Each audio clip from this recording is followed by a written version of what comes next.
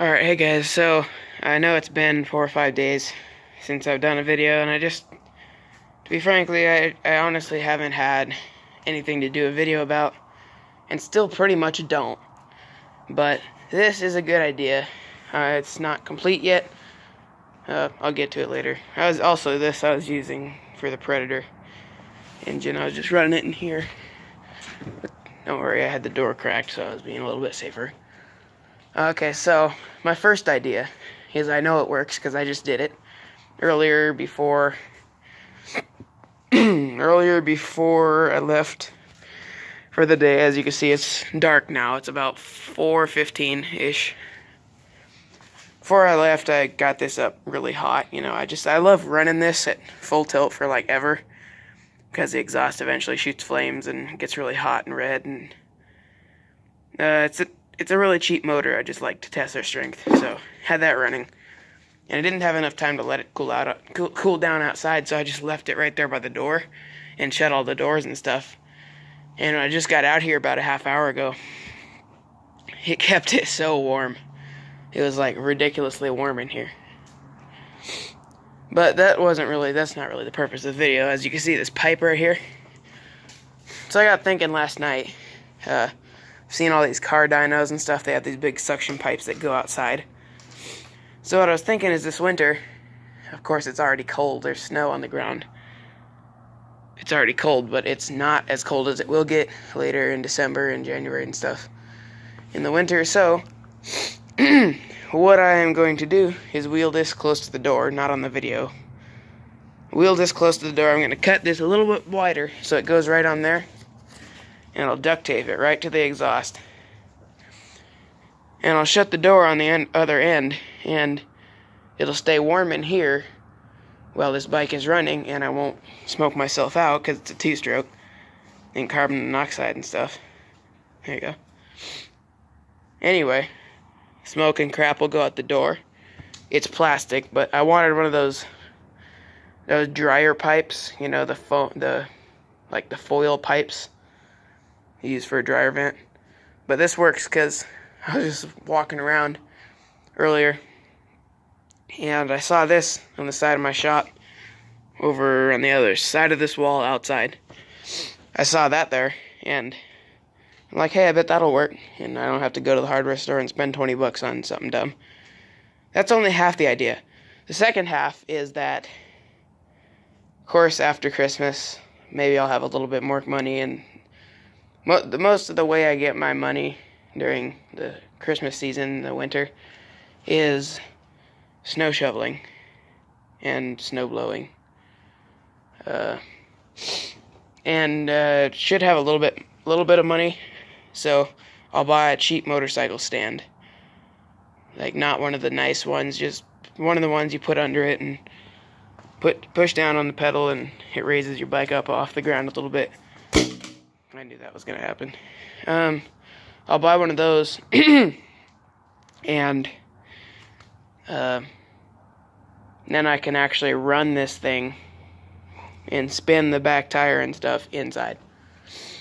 I gotta find a way to kind of strap the bike down a little bit, so just in case it happens to fall off the stand, it doesn't go far, it doesn't go flying through my wall. But that's still kind of still in my head, like a thought process-ish thing. I don't even know what you call that, but that's my idea for this. And with my motorized bike is you could probably, well, if you look on Amazon,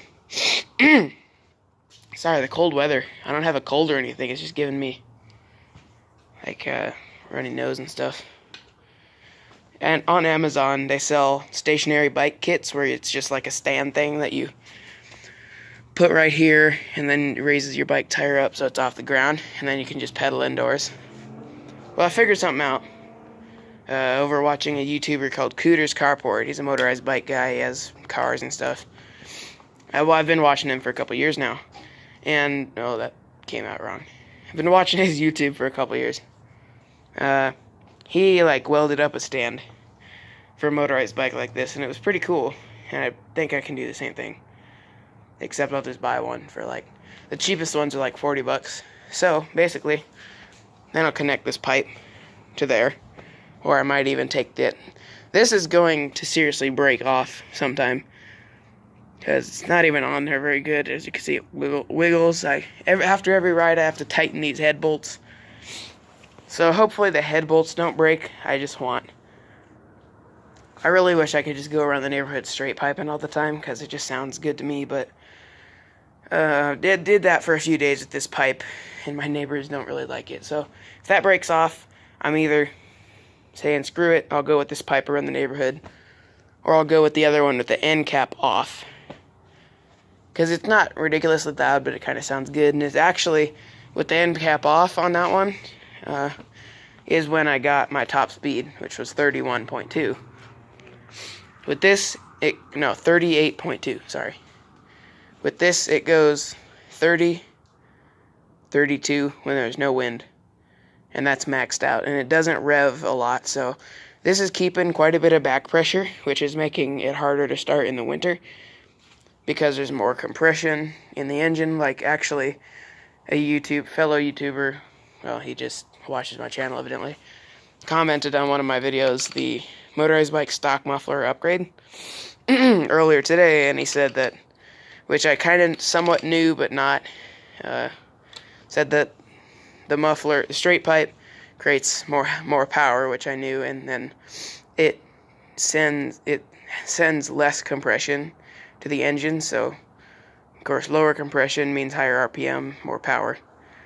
But with the muffler, or with that muffler, creates more torque and less power, because it has what they call back pressure, and it's when the expansion chamber, when the stuff comes from the engine, bounces back off this and sends the unburnt fuel and stuff gathered right there back in. Anyway, I didn't really mean this to be like an educational video.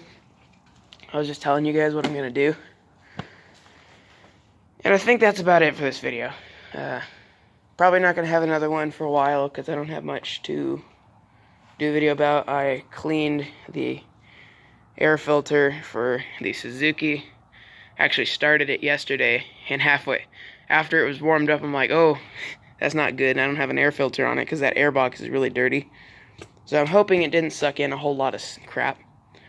If it did, I'm not going to say oh well, because that was a mistake on my part.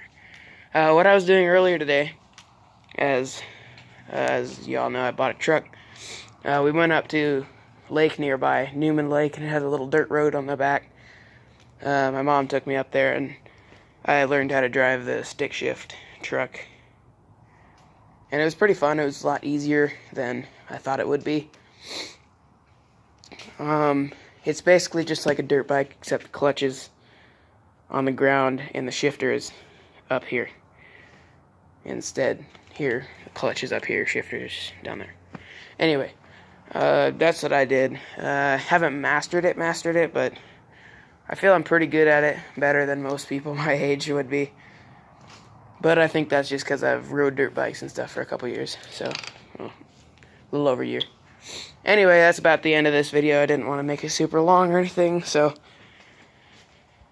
subscribe if you want to, like if you want to, and I will see you guys in the next video.